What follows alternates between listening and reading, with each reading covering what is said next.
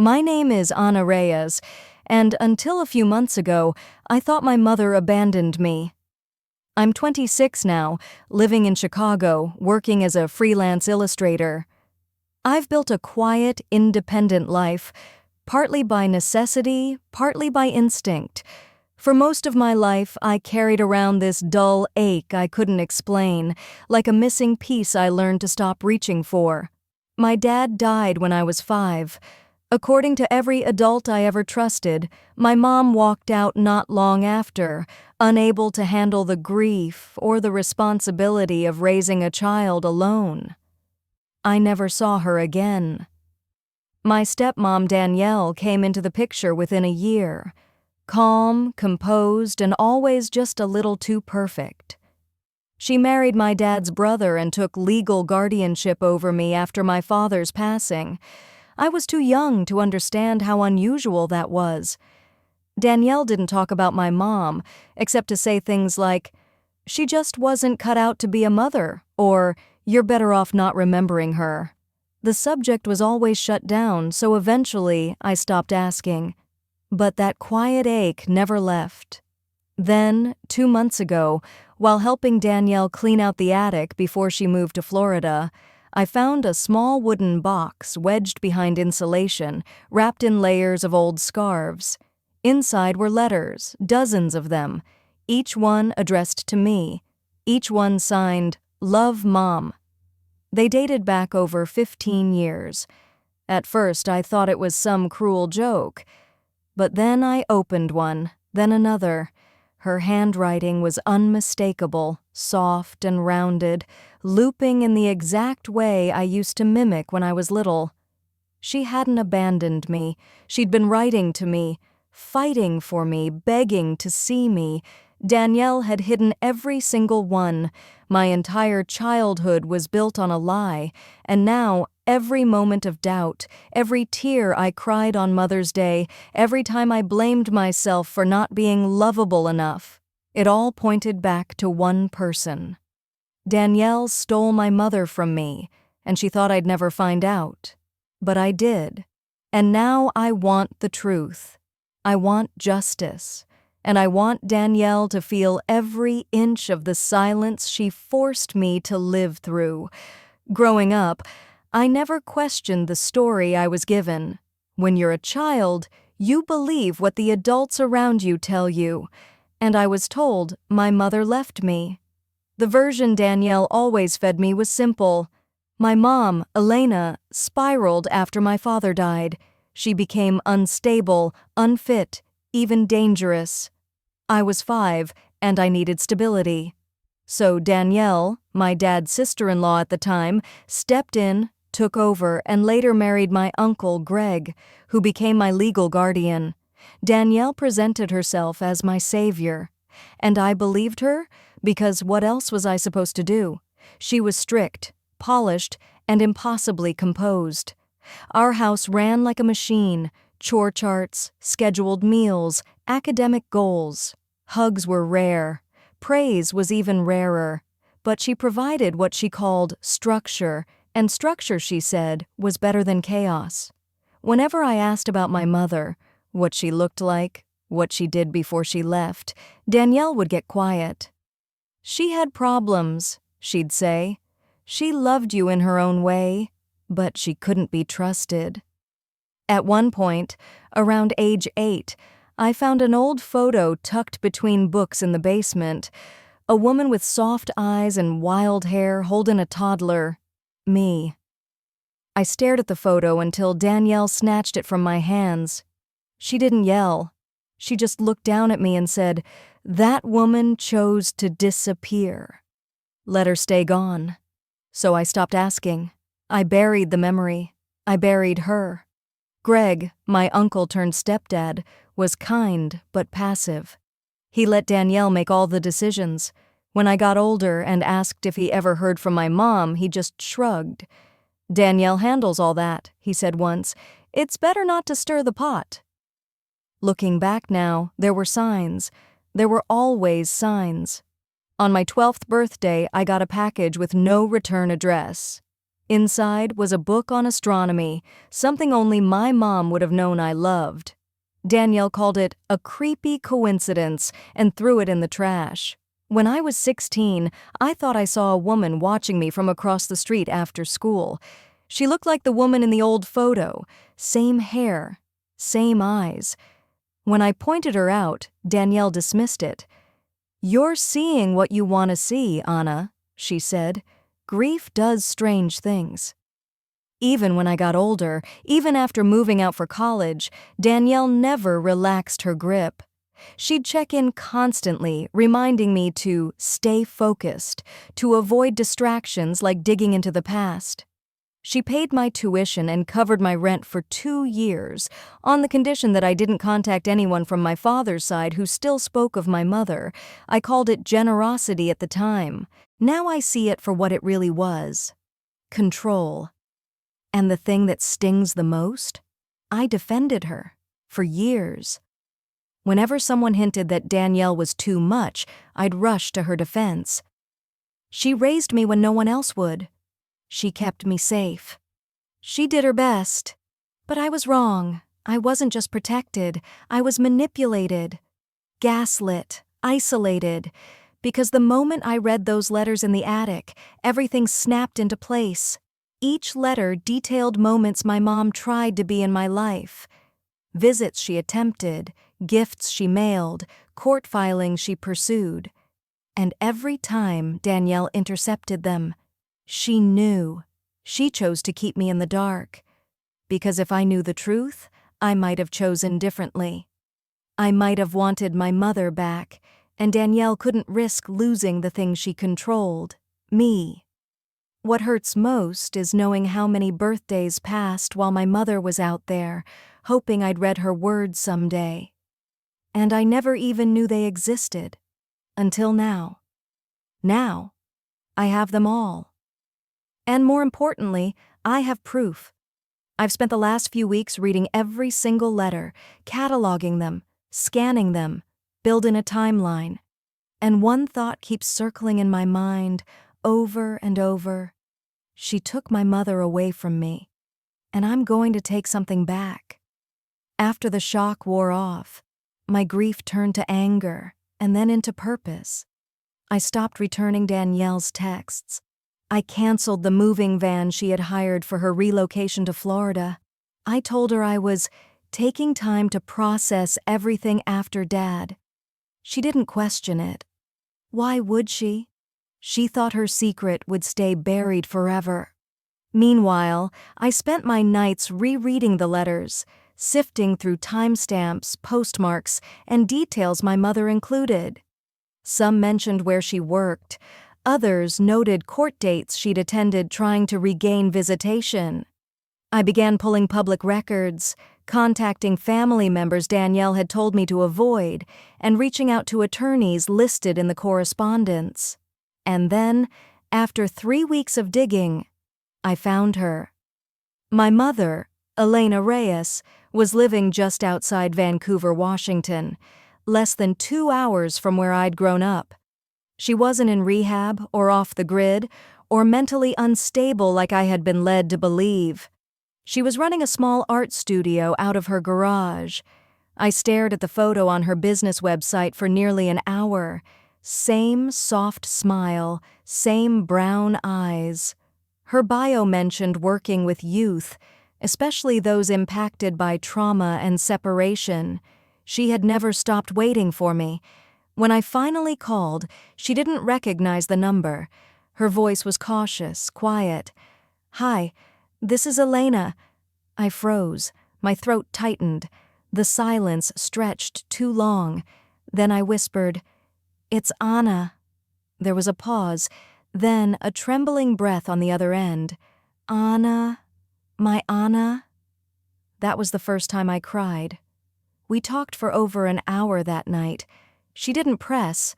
She didn't even ask why I was calling, only said she had dreamed of this moment for so long, that she had no idea if I even remembered her.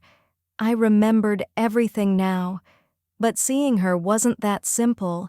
There was Danielle, who still thought she had control over the narrative, who was planning a goodbye party with family and friends before her big move, all while basking in the image she'd built of being my selfless, devoted stepmother. I needed people to see the truth, not just for me, but for Elena, and not in private. Because Danielle hadn't ruined my life in secret. She had done it out in the open. I would give her the same courtesy. So I made a plan, and I started with an RSVP to her farewell dinner, hosted at the country club, of course, full of her curated circle of family friends, former PTA allies, and people who believed her version of our life. I would attend, and I wouldn't come alone. If Danielle was going to bask in her carefully curated image, I was going to shatter it, one truth at a time, in front of everyone who helped her build it. But I didn't want to confront her with just anger. I wanted her to be outplayed, undone by facts and undeniable proof. I wanted her lies to collapse under their own weight, while she was still smiling. So I planned carefully.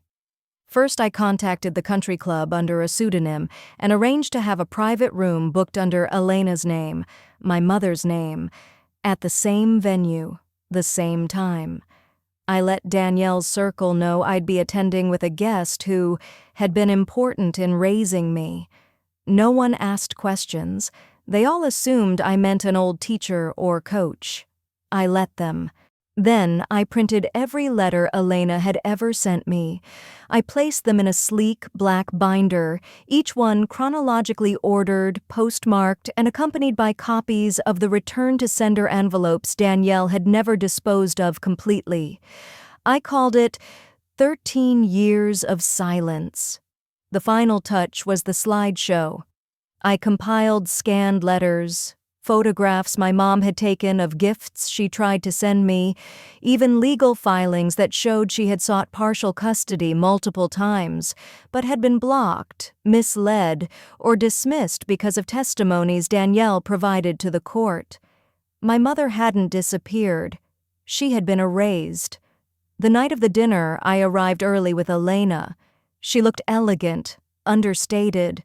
Her dark hair streaked with silver, her hands trembling only slightly as we walked in together. People noticed her immediately. There was a flicker of recognition in some faces, confusion in others. Danielle was already mid-toast when we entered. She paused when she saw us. Her smile didn't falter, but her eyes, they changed. "Anna," she said, voice smooth. "What's going on?" I stepped forward. I thought tonight was the perfect time to introduce the most important woman in my life, the one you spent 13 years pretending didn't exist. The room fell silent. I handed the binder to the table closest to her. "You all deserve to know the truth. These are the letters my mom wrote me, the ones Danielle hid, the ones I never got." Gasps, murmurs. I clicked the remote in my pocket. The projector on the far wall lit up. A slide appeared, Elena's handwriting on lined paper, dated 2009. "I love you, Anna. I don't know if you'll ever see this, but I'll keep writing until you do." Danielle's face drained of color. She opened her mouth to speak, but I raised my hand. "You told everyone she left. You told me she didn't want me. But that was a lie. You didn't just keep letters from me. You kept her from me." Someone in the back stood up. Mr. Chan, our old neighbor. "Danielle, I remember her visiting. You said she was some obsessed stranger." Danielle's carefully stitched mask was tearing. "I did what was best for her," she snapped. "No," I said calmly. "You did what was best for you." I didn't scream. I didn't cry. I didn't need to. I had the truth. And that was louder than anything Danielle could say. Danielle stood frozen, her champagne flute trembling slightly in her hand. Around her, the guests shifted uncomfortably, some flipping through the binder of letters I'd handed them, others whispering to each other as the slideshow continued behind me. images of unopened envelopes, legal petitions stamped and denied, photographs of gifts my mom had sent, never received. For once, Danielle had no script. She stepped forward, trying to regain her composure. "Anna, I know this is emotional, but you're misinterpreting things. I was protecting you. Your mother was in court trying to get visitation rights," I interrupted, "repeatedly. And every single time, she was told you testified that she was dangerous, that she didn't show up." I turned toward the room. She showed up. She just wasn't allowed through the door. Danielle's smile faltered. Her mouth opened slightly, but no words came out. "I believed everything you told me," I continued. "I thought she abandoned me. I cried myself to sleep every Mother's Day, every birthday, wondering what I did wrong. And all that time, my real mom was sending me love letters from 15 minutes away." I looked over at Elena, who sat silently near the back, her eyes glossy but her chin held high. "You didn't protect me, Danielle. You protected your image. You cut my mother out of my life so you could play savior. You made yourself the hero of a story built on lies." There was a rustle as people began to shift in their seats, years of trust unraveling in real time. Danielle finally found her voice. "She was unstable. I did what I had to do. I raised you, Anna. I gave you everything. And this is how you repay me?" "No," I said. "This is how I set things right." And then I reached into my bag and pulled out a manila envelope, copies of the court documents I had refiled under new testimony and evidence. I had already submitted an affidavit detailing the deception. My lawyer would be reopening the case to clear Elena's record. "This is my mom's shot at finally being seen, and I won't let you silence her again." Danielle's face crumpled. "I was trying to hold everything together," she whispered. "You don't know how hard it was after your dad died. I was scared." "And instead of asking for help," I replied coldly, "you buried the person who was trying to give it." I walked over to Elena and took her hand. "She gets to be in my life now. That's not yours to control anymore." Silence fell over the room. Even the air felt heavier, charged. Danielle looked smaller now, not powerful, not polished, just a woman exposed, cornered by her own lies. I didn't need her apology. I didn't want her explanation, because in that moment, I finally saw the truth of it all. The villain in my story had never been a monster. She'd just been a coward. And the damage she caused didn't disappear with excuses. But for the first time in years, I wasn't the girl begging to be loved. I was the woman reclaiming her voice, and her mother. The days following the dinner were strange, quiet, but not in a peaceful way. More like the stillness after a building has collapsed and the dust hasn't fully settled. Danielle didn't contact me, not once. The party, of course, had ended in disaster. Guests left awkwardly, some offering Elena kind glances or quiet apologies as they exited. A few even stayed behind to ask questions, real ones, not about drama but about the truth. One woman, a longtime friend of Danielle's from the school board, hugged my mom and whispered, "I always wondered. I'm sorry I didn't ask sooner." Danielle's carefully constructed identity began to crack that night, not because of revenge, but because people finally saw through the illusion. That was enough. I didn't want to destroy her. I just wanted freedom from the guilt, the confusion, the years of emotional silence she'd enforced. And now I had it. A week later, I moved out of the apartment she had once helped pay for. I didn't tell her. I didn't owe her that.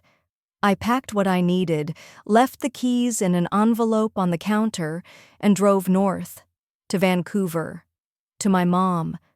The first time I pulled into her driveway, I sat there for 5 minutes just breathing, staring at the house. It was small and sun-worn, with potted plants along the porch and wind chimes singing softly in the breeze. Elena stepped outside before I even knocked. She'd been watching through the window. "Hi," she said gently, like we were picking up from yesterday, not 20 years ago. I said nothing. I just hugged her. And for the first time in my adult life, I felt like I could finally breathe all the way in. Over the next few weeks, we built a rhythm, slow, careful, but honest.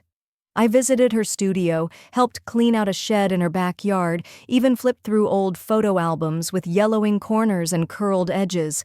She showed me the crib she had kept for years, refusing to give it away. She kept everything: drawings I made, shoes I'd outgrown, clippings of newspaper mentions from school events she never got to attend. She hadn't just waited. She'd remembered me the whole time. We talked about the years we lost. Some nights we cried. Other nights we just sat quietly, watching the light fade across the fence line. I told her about the night terrors, the recurring dreams where I'd wake up at 5 years old in an empty house. I told her about the way Danielle made me feel like asking questions was a betrayal.